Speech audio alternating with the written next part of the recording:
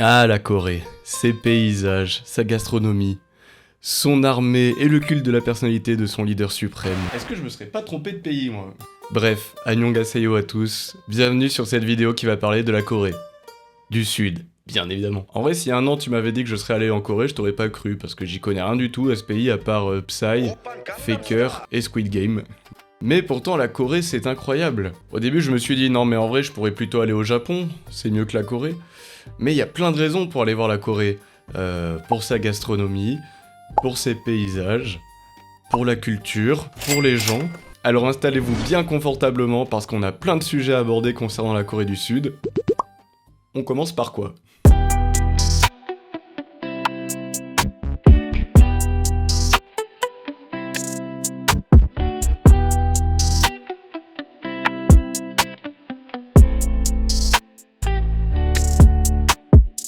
J'ai envie de commencer directement avec les gens, hein, les Coréens. Toujours les Coréens du Sud, et plus précisément les habitants de Séoul. Comme si quelqu'un faisait une vidéo sur les Français et ne parlait que des Parisiens.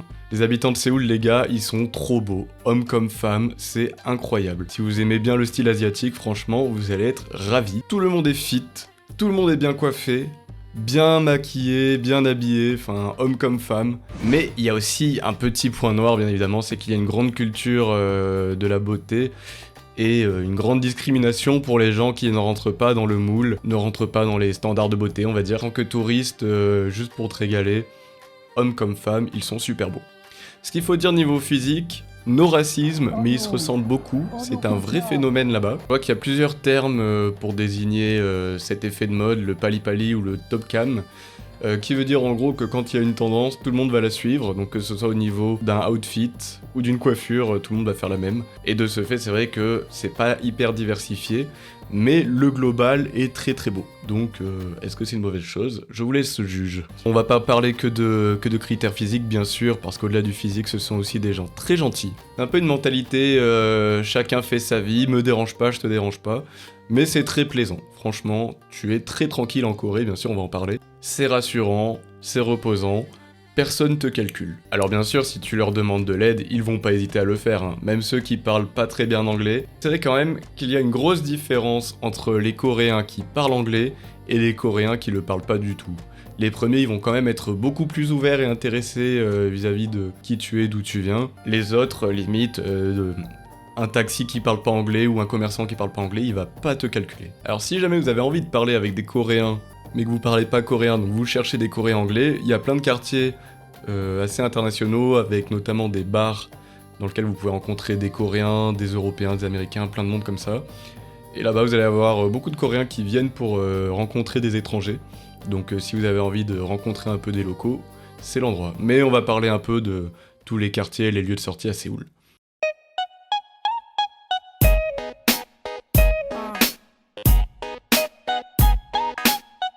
Alors, deuxième partie, petit point sécurité vis-à-vis de Séoul et la Corée du Sud. C'est réputé pour être hyper safe, et franchement, c'est pas un mythe. Alors, je dis pas qu'il y a 0% de chance qu'il t'arrive un truc, mais tu peux quand même voyager tranquille. J'ai en tête plein de situations que j'ai vécues qui m'ont fait comprendre d'à quel point nous, en France, on a adopté des réflexes pour se protéger. Là-bas, c'est pas du tout le cas. Anecdote, premier jour, on arrive à l'hôtel, on a nos valises.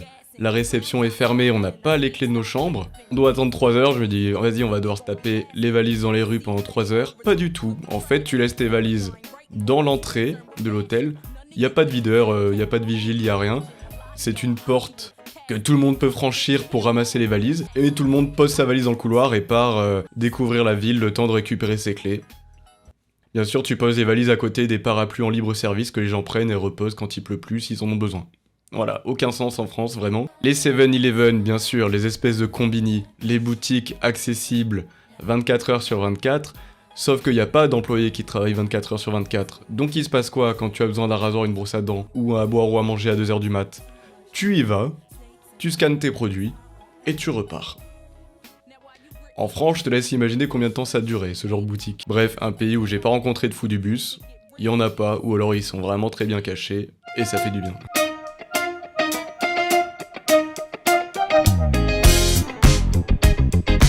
Bon les gars, le sujet qu'on attend tous, évidemment, la bouffe en Corée. Spoiler alerte, la France reste indétrônable. Voilà, c'est dit, désolé, mais ça reste quand même très très bon. Alors déjà, premier point, c'est pas typiquement coréen, mais tous les gros bangers asiatiques que tu aimes sont disponibles en Corée, même les spécialités chinoises, vietnamiennes, japonaises, que sais-je, et bien meilleures qu'en France, évidemment. Ah les gars, je vous mettrai quelques photos, hein, mais le curry japonais, le porc caramel, oh là là, incroyable.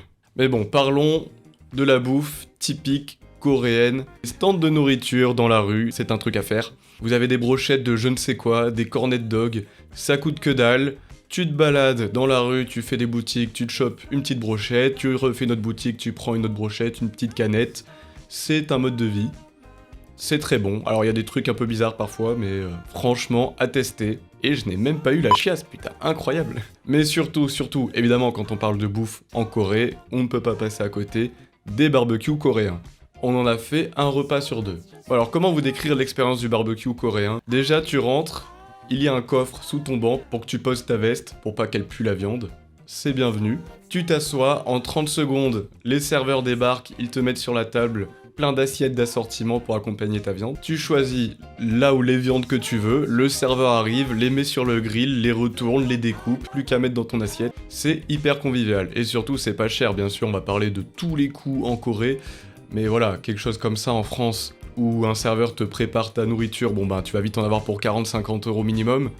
Là-bas, tu manges bien, pour 10 à 15 €, tu te régales. Alors petit point noir quand même sur la gastronomie, en tant que Français évidemment je suis obligé de râler. Les pâtisseries, les viennoiseries, on oublie. C'est dégueulasse, ils ont oublié de mettre du beurre, ils ont oublié de mettre du sucre, ils ont oublié quelque chose quoi.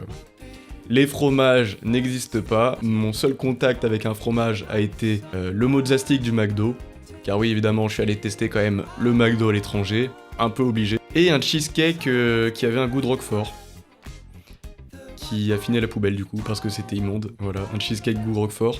Ça a été ma plus grosse expérience de fromage finalement, mais elle n'était pas désirée. Je peux vous dire que quand je suis revenu en France, je me suis acheté comté sur comté chaque semaine, 3 fois par semaine. J'avais un petit manque à combler. Alors bon, tant qu'on parle de bouffe, parlons boisson. Déjà, je vous mets une petite vidéo, mais vous pouvez acheter votre vin directement au verre, avec un couvercle de chips. Petite dégustation de Cabernet Sauvignon au verre. On voit du Cabernet Sauvignon. Cabernet Sauvignon. Putain, mais t'es déjà, qu'est-ce que je suis en train de faire là? Je suis en train de décapsuler mon verre de vin, les gars. T'as payé combien pour ce truc? Je sais plus, 7000 won. Je sais aucune idée, frère. Et pour un verre de vin, c'est pas cher. C'est un villageois.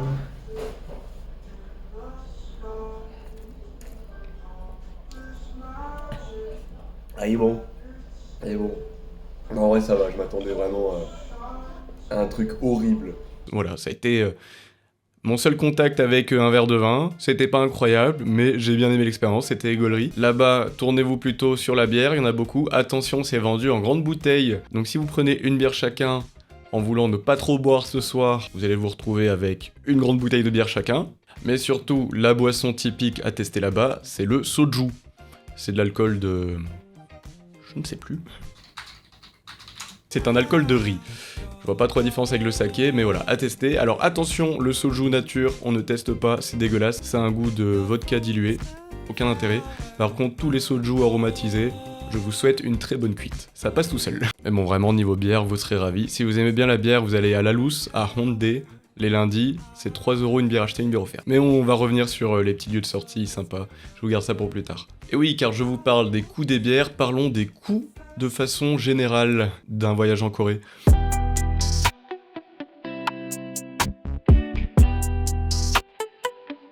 Alors, je vous propose un petit quiz. Comparons les prix des multinationales entre la France et la Corée. Alors, donc, sachant qu'en France, un menu Maxi Best-of avec supplément coûte entre 12 et 14 €. Combien m'a coûté mon menu Maxi Best-of supplément mozzastic? Oui, ils ont des mozzastiks au McDo, c'est incroyable. Et la bonne réponse c'était 6,50 €, soit moitié moins cher. Évidemment, le sandwich était chaud, droit, enfin voilà, un bon McDo quoi.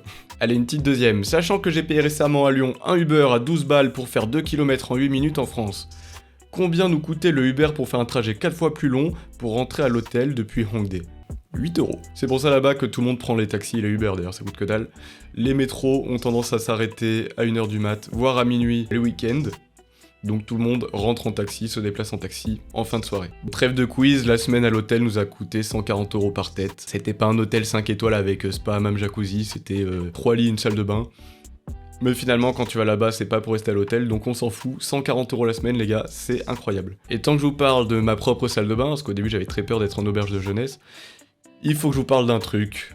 Les toilettes et salles de bain en Corée. Regardez-moi ça. De cette douche... Ah, c'est un truc, hein. La douche-toilette.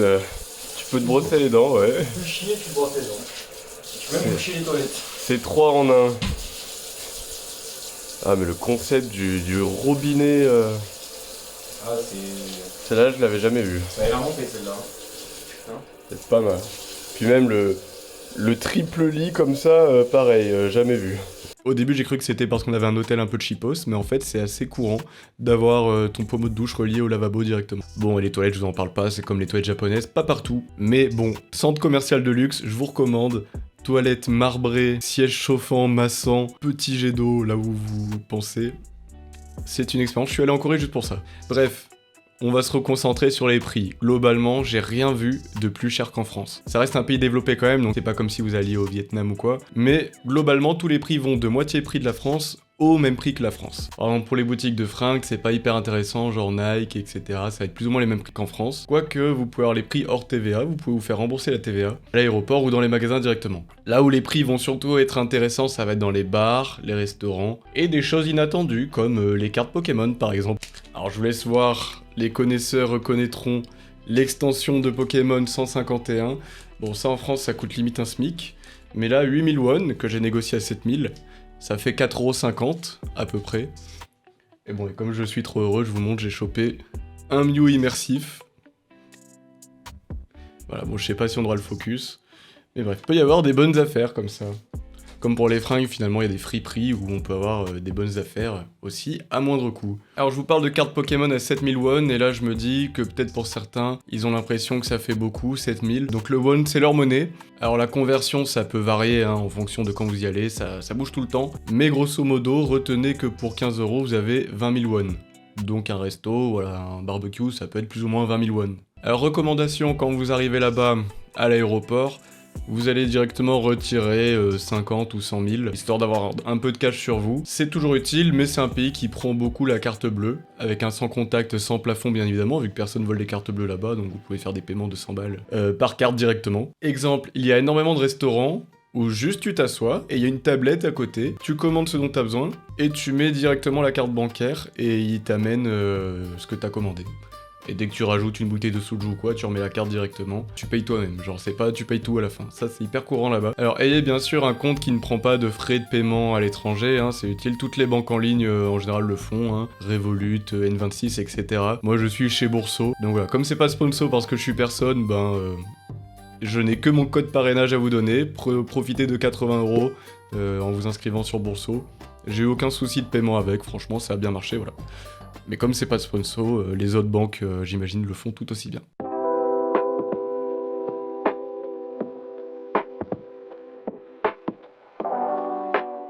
Alors, la ville et ses activités. Donc la ville de Séoul, bien sûr. Que faire là-bas ?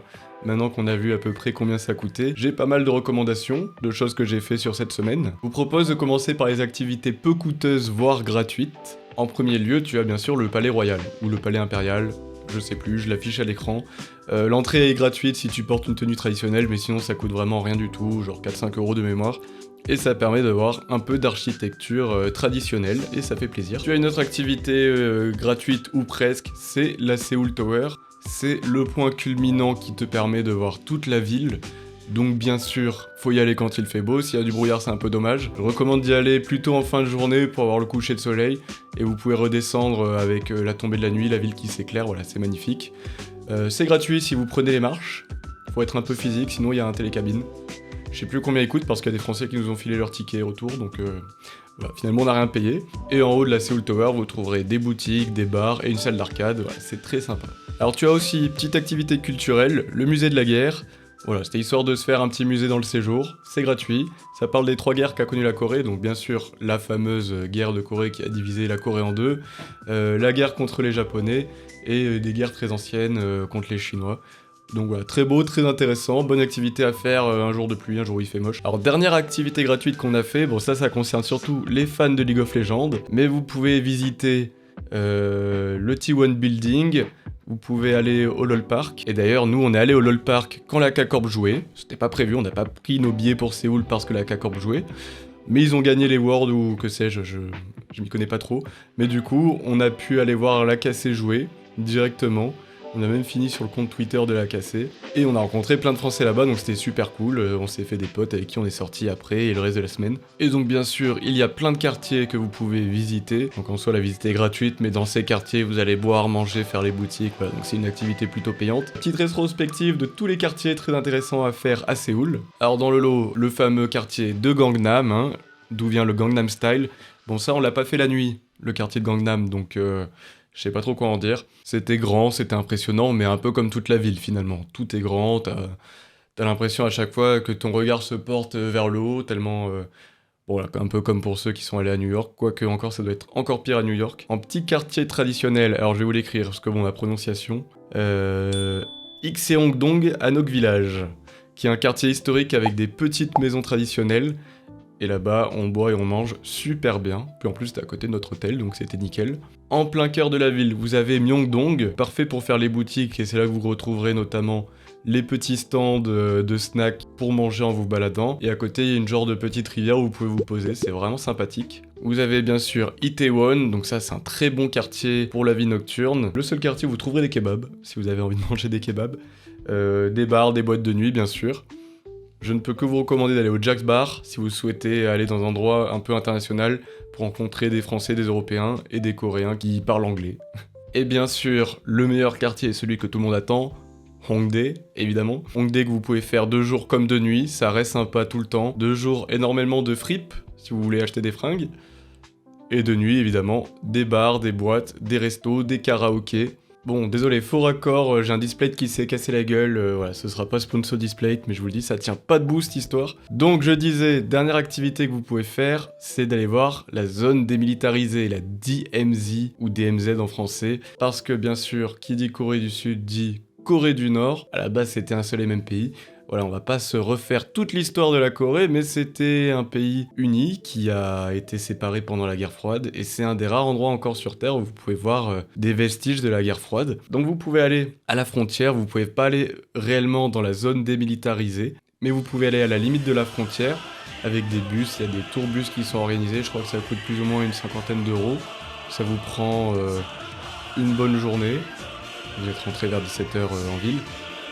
Et là, donc vous allez pouvoir faire, il y a des villages, encore dans la DMZ, vous passez des postes frontières, il y a la visite des souterrains, il y a les Nord-Coréens qui creusent des tunnels sous la frontière pour envahir la Corée du Sud, et des fois la Corée du Sud s'en rend compte et va boucher les tunnels. Et il y a un tunnel qui est visitable. Dedans, vous pourrez y voir des fausses marques de charbon parce que les Nord-Coréens ont fait genre non, mais on est en train de miner du charbon. Ils ont rajouté du charbon eux-mêmes. Vous pouvez voir la Corée du Nord par les jumelles normalement depuis un bâtiment et voir le drapeau nord-coréen qui est le plus grand drapeau du monde. Vu qu'il y a eu un petit concours de quéquettes entre les deux Corées, à qui aura le plus grand drapeau, et à un moment donné, la Corée du Sud a dit on va s'arrêter là. Donc la Corée du Nord a gagné la bataille du plus grand drapeau. Bref, c'est très intéressant à aller voir, voilà, mais je vous en dis pas plus. Pour vous laisser encore des choses à visiter si vous y allez. Je vous propose quelques petits fun facts en vrac pour conclure cette vidéo. L'alphabet coréen déjà, sachez qu'il est hyper simple. À la base, ils parlaient, je crois, la même langue que les Chinois. Et il y a un roi à un moment donné qui s'est dit c'est un peu chiant cette langue, je vais créer un propre alphabet qu'on peut apprendre en une journée. Et effectivement. Donc si vous prévoyez de partir en Corée, ça peut être bien de vous mettre un peu sur Duolingo ou Babel ou autre. Au moins pour connaître un peu l'alphabet, ça peut vous aider notamment dans le métro, qui parfois peut être un peu compliqué. Il est grand le métro. Mais voilà, ils ont vraiment un alphabet qui est très simple. Autre fun fact, tant qu'on parle du métro, il y a une sonnerie, il y a une musique quand le métro arrive qui est très particulière. Je vous la mets, écoutez.